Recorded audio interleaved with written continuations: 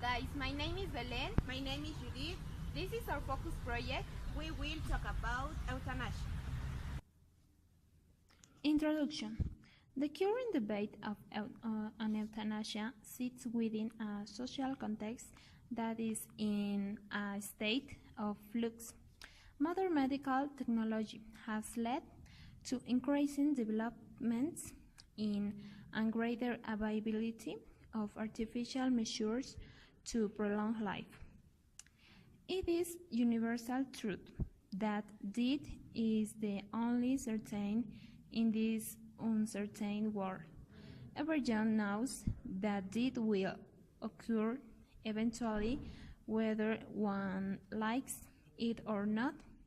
It affects everyone, whichever social group people belong to, whether they are young or old, poor or rich, the pauper or the king, the ruler or the roulette, the sinner or the pious.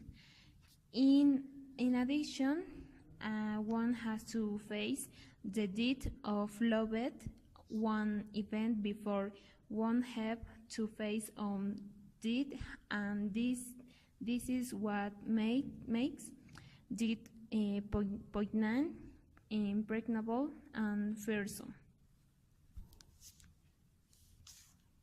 Meaning and history of euthanasia.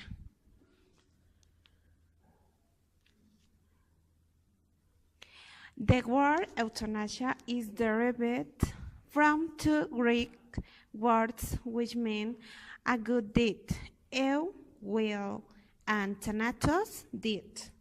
In the current debate, euthanasia has been defined as the bringing about of a gently and easy death for someone suffering from an incurable and painful disease or in an irreversible coma. What does the Bible say? Human life, apart from the reference to the apartment ending of King Saul life at his own request by an Amalekite soldier in 2 Samuel 1, the Bible does not mention euthanasia specifically. However, it is clear that the Christians' understanding of the value of human life deals away from euthanasia. We are made in the image of God, and so human life is uniquely precious. Human life is also good gift to use. We are not the owners, but rather the stewards of it. The Bible also emphasizes the preciousness and sanctity of human life, and there are strong restrictions on the taking of life. Types of euthanasia. There is a debate within the medical and bioethics literature about whether or not the non-voluntary, involuntary killing of patients can be regarded as euthanasia, irrespective of intent or the patient's circumstance. Types. 1. Voluntary euthanasia. Euthanasia conducted with the consent of the patient is termed voluntary euthanasia. 2. Non-voluntary euthanasia. Euthanasia conducted where the consent of the patient is unavailable is termed non-voluntary euthanasia. Number 3. Involuntary euthanasia. Euthanasia conducted against the will of the patient is termed involuntary euthanasia. 4. Passive and active euthanasia. Voluntary, non-voluntary, and involuntary euthanasia can all be further further divided into passive or active variants. Active euthanasia results from acts of commission like administration of medication that hasten the process of dying, such as barbiturates, opioids, and so on. Views against euthanasia. Number 1. It is may be pain and depression instead of a sane mind that makes people ask for euthanasia. Number 2.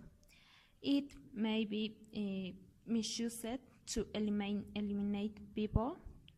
Number 3. A disease incurable today may be curable tomorrow.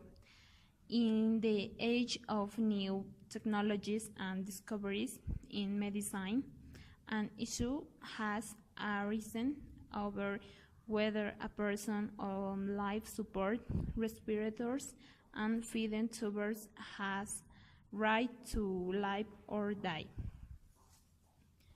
Views in favor of euthanasia. Number 1. Being the sole custodian of one life, one has the right to end his life when he wishes. It is generally accepted that as an expression of autonomy, one right to make independent choices without any external influences, a competent adult can refuse medical treatment even in situations where this could result in her death. Number 2. Helping some die doesn't amount to murder.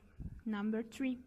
It will help by reducing unnecessary financial burden. Pros and cons of euthanasia. Pro-euthanasia argument. Legalizing euthanasia will help alleviate suffering of terminally ill patients. It will be human and unfair to make them endure the unbearable pain. In case of individuals suffering from incurable disease or in conditions where effective treatment wouldn't affect their quality of life, they should be given the liberty to choose induced death. Cons of euthanasia argument. Mercy killing is morally incorrect and should be forbidden by law. It is a homicide, and murdering another human cannot be rationalized under any circumstance. Human life deserves exceptional security and protection. Advanced medical technology has made it possible to exchange human life span and quality of life. The conclusion. It is well accepted fact that after all, each and every one of us will have to die. One day later, the better. Obviously, current research findings have indicated that the emergence of terminal illness is commonly experienced as having devastating effects on patients' lives, and that patients feel loss of control and independence. In addition, they fear being a burden to their families, experiencing in emotional or physical pain. Eating disorder pains are ambivalent, overchange their eating patterns, and sometimes feel not ready or available to